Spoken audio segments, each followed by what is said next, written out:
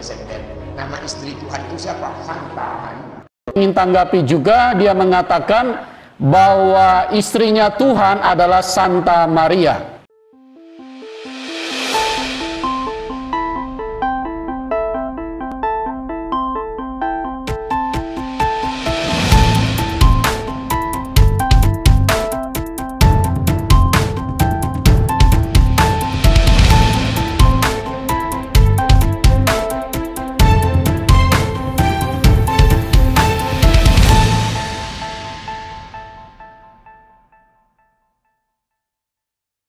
Saya akan memberi tanggapan sekaligus kritikan kepada Ustadz Abdul Somad, karena di dalam ceramah beliau dia menyinggung kekristenan, di mana ada beberapa hal yang ingin saya tanggapi. Yang pertama, dia katakan bahwa umat Muslim tidak diperbolehkan untuk mengucapkan Selamat Hari Natal. Yang kedua, dia mengatakan kalau kita mengucapkan Selamat Hari Natal berarti kita menyatakan Tuhan telah melahirkan anak pada tanggal 25 Desember. Dan yang ketiga yang saya ingin tanggapi juga, dia mengatakan bahwa istrinya Tuhan adalah Santa Maria. Sebelum saya memberi tanggapan, ada baiknya kita lihat dulu cuplikan video dari Bang Somad.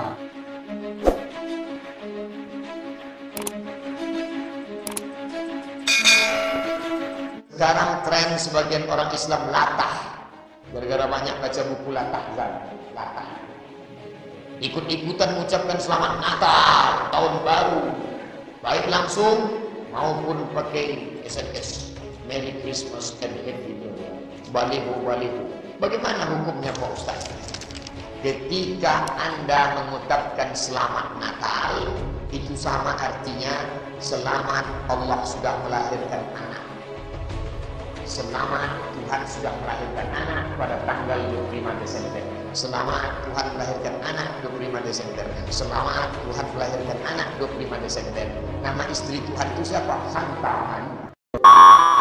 Di dalam poin pertama, dia mengatakan umat Muslim tidak diperbolehkan untuk mengucapkan Selamat Hari Natal. Kalau untuk poin pertama ini, bagi kami umat Kristen tidak ada masalah. Malah kami juga senang, karena ucapan yang hanya berbasa-basi atau ucapan yang tidak tulus itu juga tidak ada gunanya. Tuhan juga tidak tertarik dengan ucapan-ucapan seperti itu.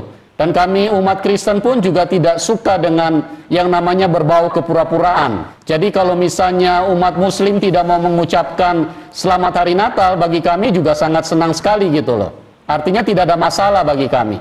Yang ingin saya tanggapi adalah di poin kedua dan poin ketiga. Karena di dalam poin kedua dia mengatakan bahwa kalau kita mengucapkan Selamat Hari Natal berarti kita mengakui Tuhan melahirkan anak pada tanggal 25 Desember. Dan yang ketiga, itu juga yang saya ingin kritik terhadap ceramah daripada Bang Somad, di mana dia mengatakan bahwa istrinya Tuhan atau istrinya Allah yang Maha Kuasa itu adalah Santa Maria. Ini adalah dalil yang sangat rendah atau pemikiran yang sangat bodoh. Saya perlu tegaskan bahwa Allahnya Israel dengan Allahnya Arab itu berbeda. Tuhannya Kristen dengan Tuhannya Islam itu berbeda. Allahnya Israel adalah Allahnya kekristenan.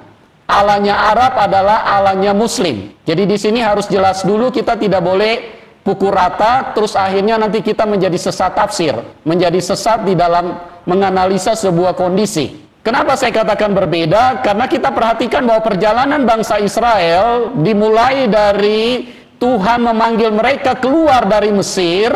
Itu jelas sekali bahwa Tuhan tidak ingin penyembahan-penyembahan yang dilakukan oleh bangsa Israel itu terkontaminasi dengan penyembahan-penyembahan yang ada di Mesir.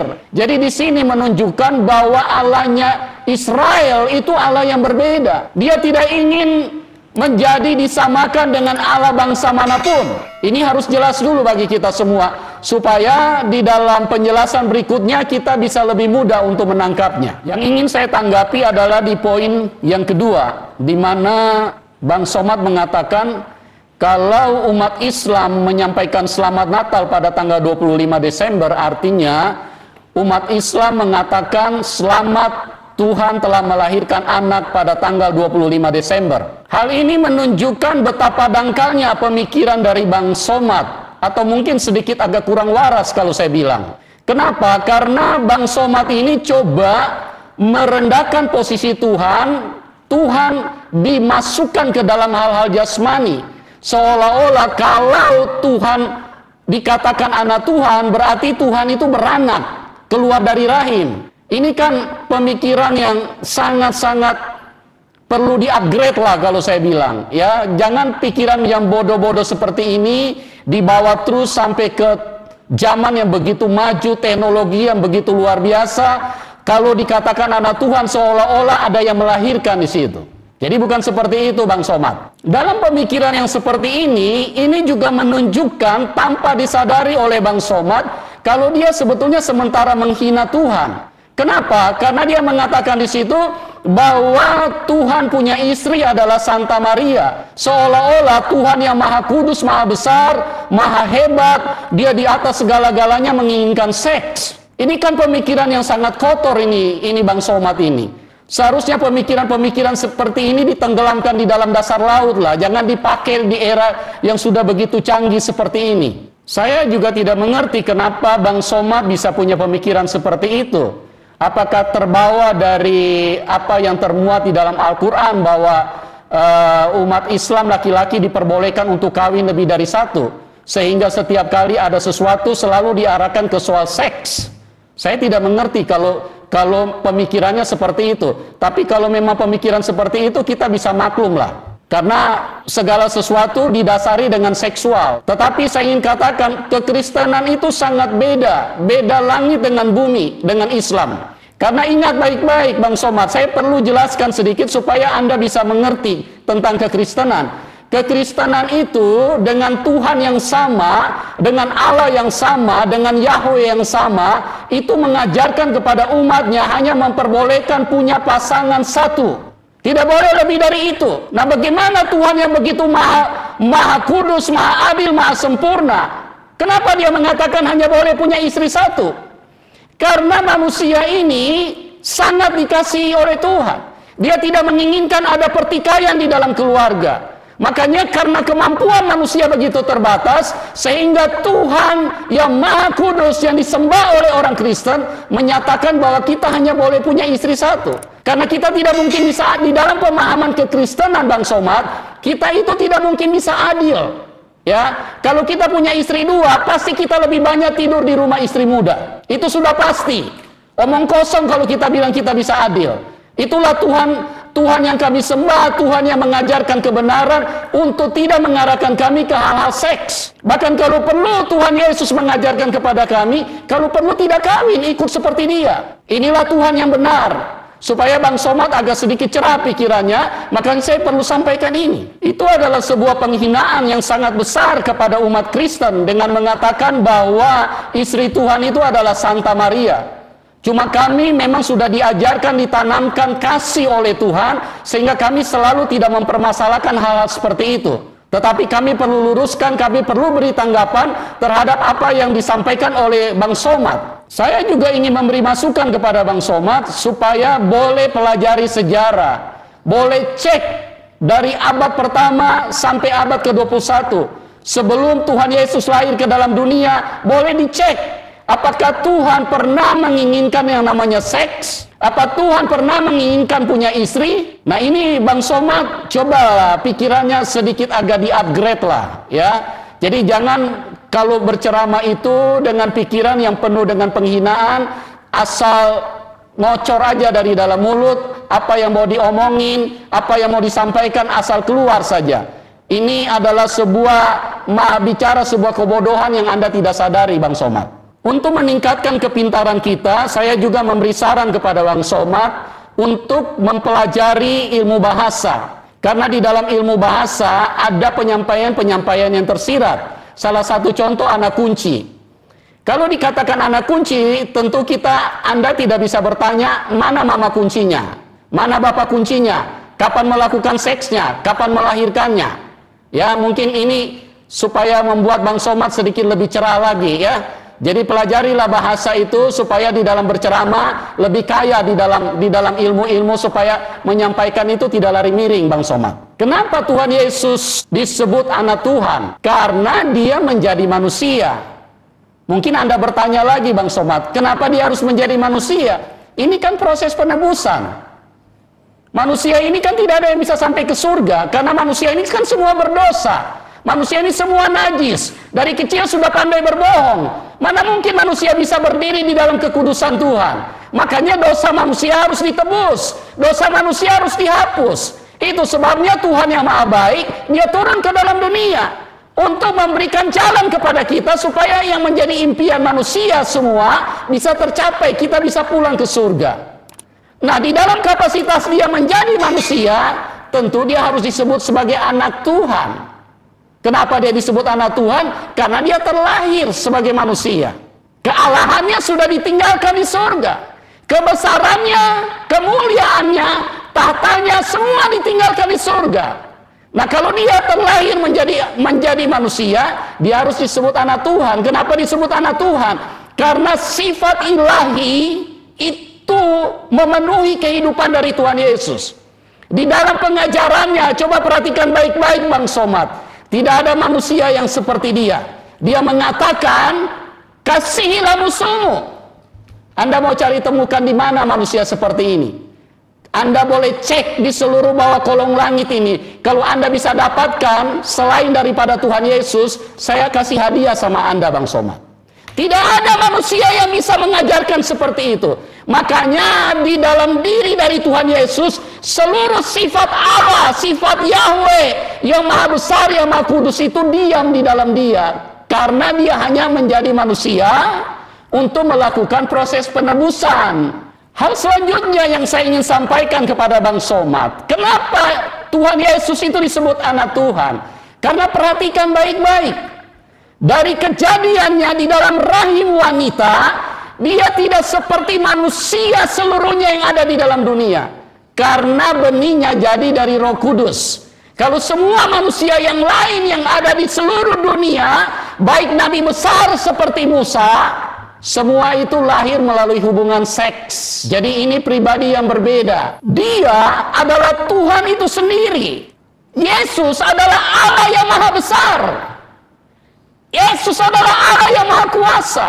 Kenapa? Dari kejadiannya tidak sama dengan manusia yang lain yang ada di seluruh dunia. Kalau umat muslim selalu menuduh bahwa Yesus itu adalah manusia biasa, di sini saya jelaskan kepada kita, itu adalah tuduhan yang sangat-sangat keliru. Tuduhan yang sangat tidak berdasar. Karena tidak mungkin Dia berbeda.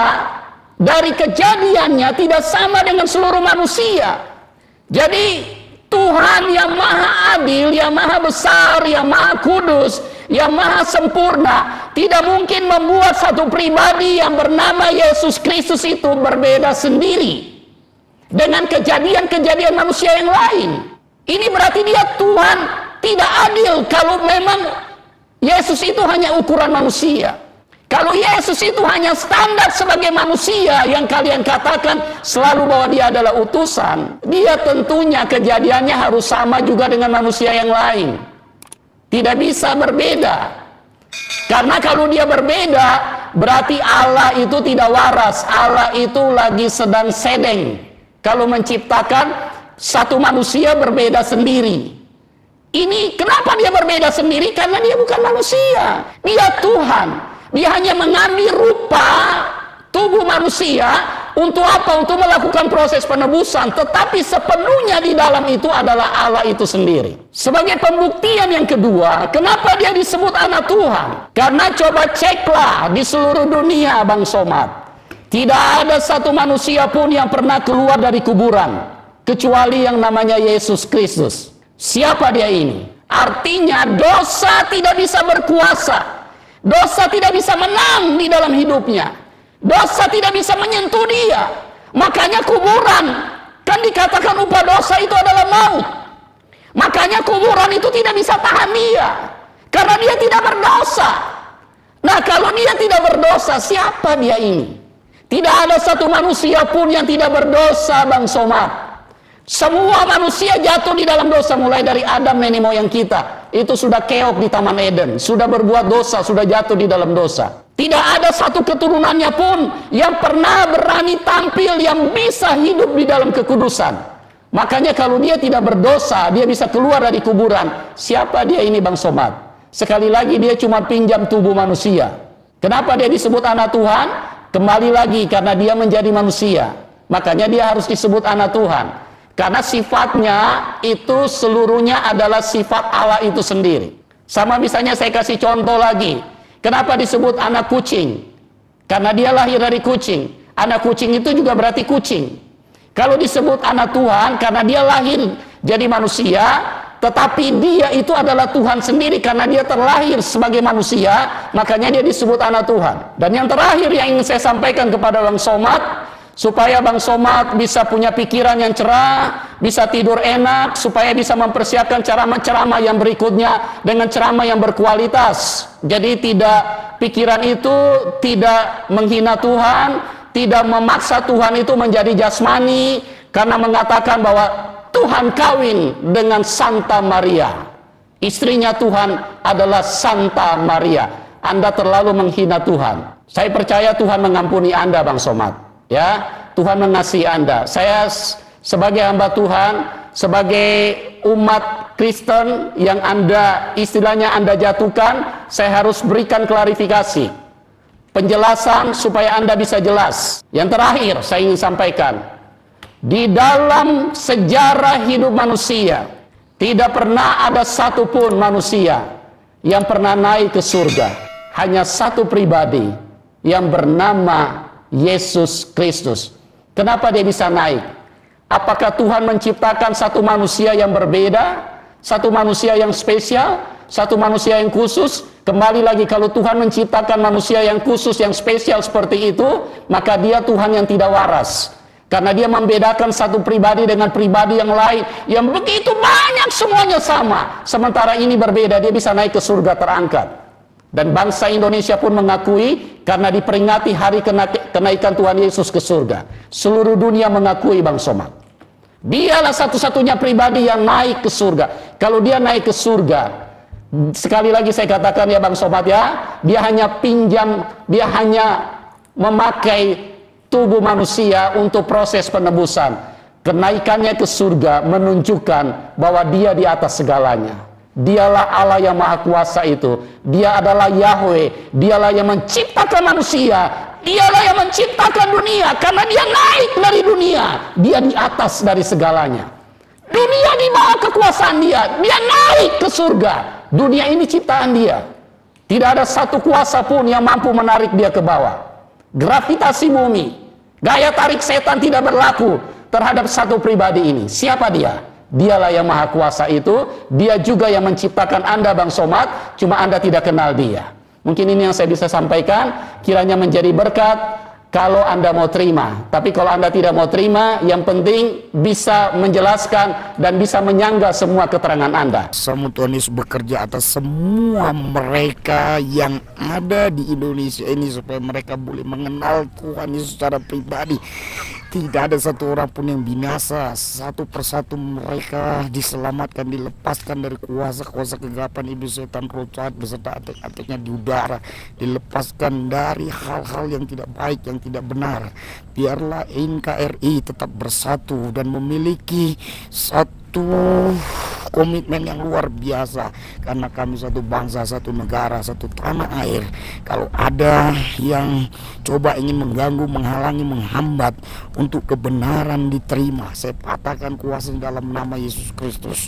Hari ini saya percaya Tuhan, banyak jiwa-jiwa yang dimerdekakan dari roh jahat, dari setan, dari iblis, dari kuasa gelap, dari ilmu-ilmu santet, dari guna-guna, dari hal-hal yang tidak baik, hal-hal yang tidak benar. Dibebaskan mereka di dalam nama Yesus Kristus. Lepas kau in Jesus name, lepas, bebas dalam nama Yesus. Karena kami percaya di mana ada roh Allah, di situ ada kemerdekaan. Karena tidak ada kekuatan di muka bumi ini yang bisa menghalangi, menghambat kebenaran. Karena Yesus nama tertinggi, nama di atas segala nama. Semua nama-nama harus tunduk kepada namanya. Tidak ada satu nama pun yang bisa mengalahkan namanya. karena Kristus Yesus nama tertinggi.